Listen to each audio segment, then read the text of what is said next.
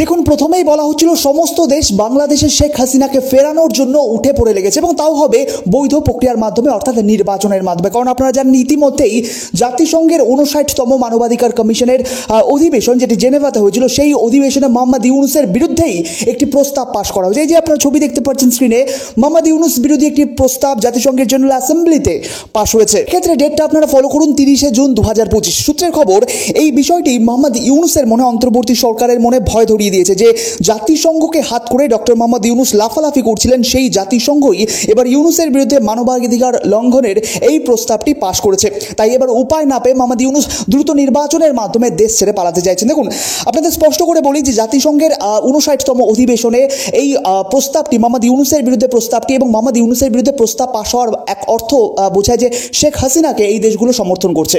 প্রায় 100-র কাছাকাছি দেশ, 100-রও সম্ভবত অধিক সংখ্যক দেশ, তারা এই প্রস্তাবকে সাপোর্ট করেছে এবং এই প্রস্তাবকে গ্রহণ করেছে জাতিসংঘের জেনারেল অ্যাসেম্বলিতে।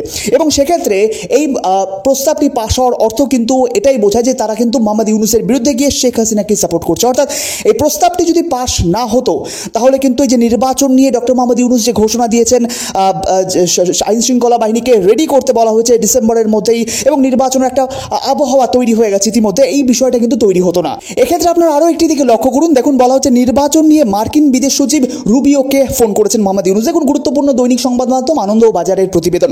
সেক্ষেত্রে মোহাম্মদ ইউনূস দেখছেন একাধিক দেশ, জাতিসংঘে একাধিক দেশ তার বিরুদ্ধে চলে গেছে, তার বিরুদ্ধে এখন রিপোর্ট পেশ করা হচ্ছে জাতিসংঘে এবং সেই রিপোর্ট গ্রহণ করা হচ্ছে সম্মতিতে সকলের। সেই জন্যই কিন্তু মোহাম্মদ ইউনূস রুবিওকে ফোন করে জানালেন যে আমরা নির্বাচন করছি। দেখুন, এর উদ্দেশ্য কি? উদ্দেশ্য হচ্ছে আমাকে আর চাপ দেবেন না, আমি এখন নির্বাচন দিতে প্রস্তুত এবং নির্বাচন দিয়ে ক্ষমতা ছাড়তে প্রস্তুত। কারণ দেখুন, এটি বাংলাদেশের নির্বাচন, বাংলাদেশের জাতীয় নির্বাচন, সেখানে আমেরিকা কি করবে? আমেরিকার বিদেশ সচিব রুবিওকে ফোন করে জানানোর অর্থটা কি? আসলে এই নির্বাচনটি অন্তর্বর্তী সরকারের ইচ্ছা নয়, বরং বৈদেশিক চাপের জন্য। কারণ ইতিমধ্যে আপনারা দেখেছেন জাতিসংঘে মোহাম্মদ ইউনূসের বিরুদ্ধে প্রস্তাব পাশ হয়ে গেছে। এই চাপের জন্যই কিন্তু মোহাম্মদ ইউনূস আগে ভাগেই স্যালেন্ডার করেছে এবং মার্কিন যুক্তরাষ্ট্রের মাধ্যমে বার্তা দিয়েছেন সমগ্র বিশ্বকে যে আমি ক্ষমতা ছাড়ছি নির্বাচনের মাধ্যমে। এক অর্থে কিন্তু এটাই কিন্তু প্রমাণ করে। সেক্ষেত্রে দেখুন, কারণ আমরা যদি কখনো কোনো নির্বাচন করি, ভারতে যখন কোনো নির্বাচন হয় তখন কি আমরা আমেরিকাকে জানাই যে আমরা নির্বাচন করতে যাচ্ছি?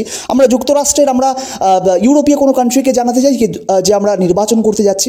এক্ষেত্রে মার্কিন যুক্তরাষ্ট্রের বিদেশ সচিবকে ফোন করার অর্থ কিন্তু এটাই প্রমাণ করে যে বৈশ্বিক চাপের মধ্যে রয়েছে অন্তর্বর্তী সরকার, এবং এই চাপের জন্যই কিন্তু বাধ্য হয়ে অন্তর্বর্তী সরকার নির্বাচন দিয়েছে। না হলে কিন্তু আমরা দেখতে পারতেন যে সময় আসলে মোহাম্মদ ইউনূস যেভাবে পিছিয়ে যাচ্ছেন সংস্কারের নাম করে, যে এখনও অনেক সংস্কার বাকি আছে, সুতরাং এখন নির্বাচন আমরা দিতে চাইছি না, এই বিষয়টি, এই পায়তারা কিন্তু মোহাম্মদ ইউনূস আবার করতেন।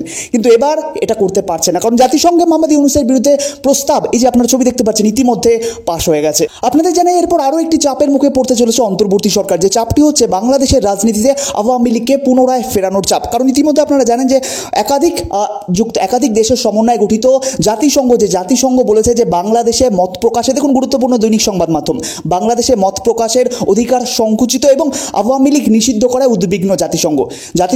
তারাই বলে দিয়েছে যে আমরা আওয়ামী লীগ উদ্বিগ্ন করায় আমরা কিন্তু চিন্তিত। এবং সেক্ষেত্রে ভারতের বিদেশ দপ্তর কিন্তু বিষয়টি আগে জানিয়েছে। ভারতের বিদেশ দপ্তর যেদিন আওয়ামী লীগকে নিষিদ্ধ করা হয়েছিল সেই দিনই কিন্তু ভারতের বিদেশ মন্ত্রকের মুখপাত্র রণধীর জয়সওয়াল তিনি কিন্তু বৈঠকে সাংবাদিকদের সামনে বলে দিয়েছেন যে বিষয়টি কিন্তু একেবারেই উদ্বিগ্ন, ভারত এই বিষয়টা নিয়ে উদ্বিগ্ন। এবং তারপরেই আমরা দেখতে পাচ্ছি যে 3 সপ্তাহ আগে জাতিসংঘের তরফ থেকে এই ঘোষণাটি এসেছে যে জাতিসংঘও কিন্তু উদ্বিগ্ন। এবং জাতিসংঘ উদ্বিগ্ন মানে আপনারা বুঝতে পারছেন যে সমস্ত দেশ, জাতিসংঘ যখন কিছু বলে তার পেছনে জাতিসংঘের সাথে যুক্ত যে দেশগুলি রয়েছে, প্রায় 200টির কাছাকাছি দেশ, তারাও কিন্তু সেই দেশ একই সুরে কথা বলছে, এটা মনে করা হয়। সুতরাং জাতিসংঘ এই কথাটি বলছে, তার মানে কিন্তু জাতিসংঘও বিষয়টি নিয়ে উদ্বিগ্ন যে বাংলাদেশে হাসিনা সরকারকে বা আওয়ামী লীগকে নিষিদ্ধ করায় উদ্বিগ্ন জাতিসংঘ। অর্থাৎ বিষয়টি স্পষ্ট, অন্তর্বর্তী সরকার আওয়ামী লীগকে নিষিদ্ধ করে আরও একটি চাপের মুখে পড়তে চলেছে। তাই দেখুন, এক্ষেত্রে বলা হচ্ছে নির্বাচন নিয়ে যুক্তরাষ্ট্রের বিদেশ সচিব রুবিওর কাছে যেমন স্যালেন্ডার করলেন ইউনূস, ঠিক এমনই আরও একবার বৈদেশিক চাপের মুখে ইউনূসকে সিদ্ধান্ত বদল করতে হবে, যে সিদ্ধান্তটি আওয়ামী লীগকে নিষিদ্ধের জন্য অন্তর্বর্তী সরকার নিয়েছিল এবং সেটি কিন্তু দ্রুতই করা হবে। কারণ ইতিমধ্যে আপনারা জানেন যে জাতিসংঘ ইউনূসের বিরুদ্ধে রিপোর্ট দিয়েছে, দ্রুত নির্বাচনের দাবি করেছে এবং আওয়ামী লীগকে নিষিদ্ধ করায় তারা উদ্বিগ্ন হয়েছে।